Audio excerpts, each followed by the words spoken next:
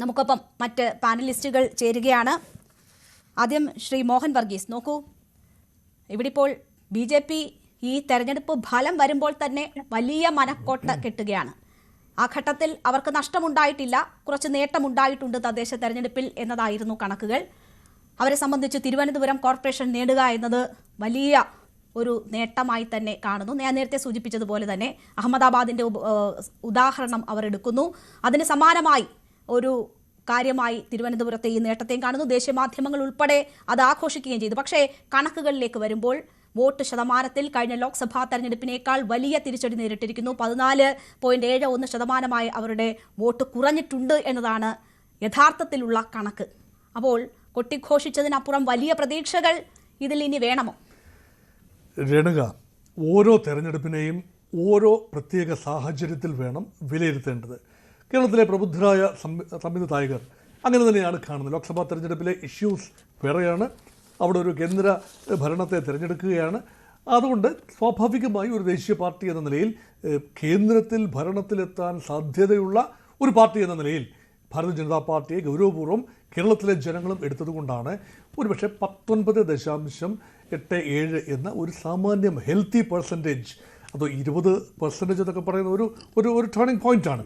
അവിടെ നിന്നും 25% വളരണം എന്നാണ് ശ്രീ അമിത്ഷാ, കേന്ദ്ര ആഭ്യന്തരമന്ത്രി അമിത്ഷാ സംസ്ഥാന നേതാക്കളോട് ഗുണദോഷിച്ചത് എന്നാണ് മനസ്സിലാക്കുന്നത്. പക്ഷേ അതവിടെ നിൽക്കട്ടെ, അത് ലോക്സഭാ തെരഞ്ഞെടുപ്പിലെ വിജയമാണ്. ഇവിടെ തദ്ദേശത്തിലെ BJPയുടെ തിരുവനന്തപുരത്തെ അഡ്വാൻറ്റേജ്, BJP മുഖ്യ പ്രതിപക്ഷം ആയിരുന്നു. അത് UDF അല്ല, LDF ഭരണപക്ഷവും BJP 34 സീറ്റുകളുമായി മുഖ്യ പ്രതിപക്ഷവുമായിരുന്നു. സ്വാഭാവികമായി എ ഗവൺമെൻറ് ഇൻ വെയിറ്റിംഗ് അല്ലെങ്കിൽ ഷാഡോ ക്യാബിനറ്റ് എന്നൊക്കെ പറയാവുന്ന രീതിയിലായിരുന്നു തിരുവനന്തപുരത്തെ അവസ്ഥ. അങ്ങനെയെങ്കിൽ ഇടതുപക്ഷത്തെ തിരുവനന്തപുരത്ത് പരാജയപ്പെടുത്താൻ ഏറ്റവും സാധ്യത ഉണ്ടായിരുന്നത് ഭാരതീയ ജനതാ പാർട്ടിക്കാണ്. അതിൻ്റെ പ്രയോജനം തിരുവനന്തപുരം നഗരത്തിൽ ലഭിച്ചു.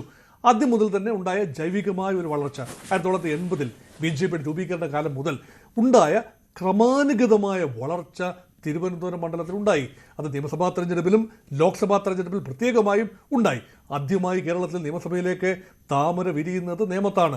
അത് രാജഗോപാൽ, അത് വലിയ അഭിമാനകരമായ നിമിഷങ്ങളാണ്. ഈ മൂന്ന് നിർണായകമായ അഭിമാന നിമിഷങ്ങളെ ഭാരതീയ ജനതാ പാർട്ടിക്ക് ചരിത്രപരമായി ഉണ്ടായിട്ടുള്ള ഏറ്റവും അഭിമാനകരമായ നിമിഷങ്ങൾ. അതിലൊന്ന് ഈ നേമത്ത് താമര വിരിച്ചതാണ്.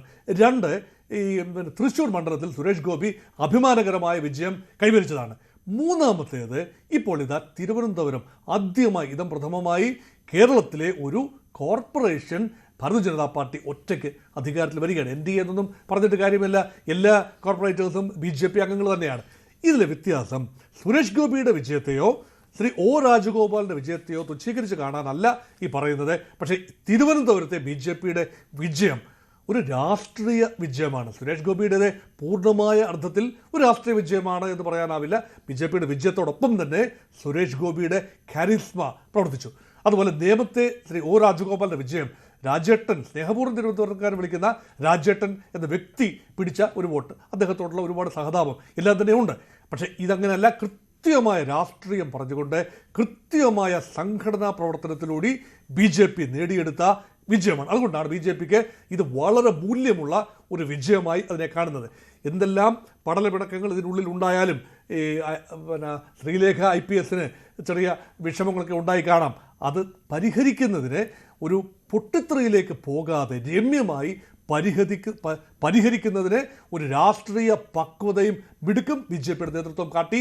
കോൺഗ്രസിന് സംഭവിച്ചതുപോലെ എറണാകുളത്തെ ഒരുപാട് അസ്വസ്ഥകരമായ വാക്കുകൾ വെളിയിൽ വന്നു. തൃശ്ശൂർ തീരെ മോശപ്പെട്ട രീതിയിലുള്ള പ്രതികരണങ്ങൾ വന്നു ഈ പദവി ആഗ്രഹിച്ച നേതാക്കളുടെ ഭാഗത്ത് നിന്ന്.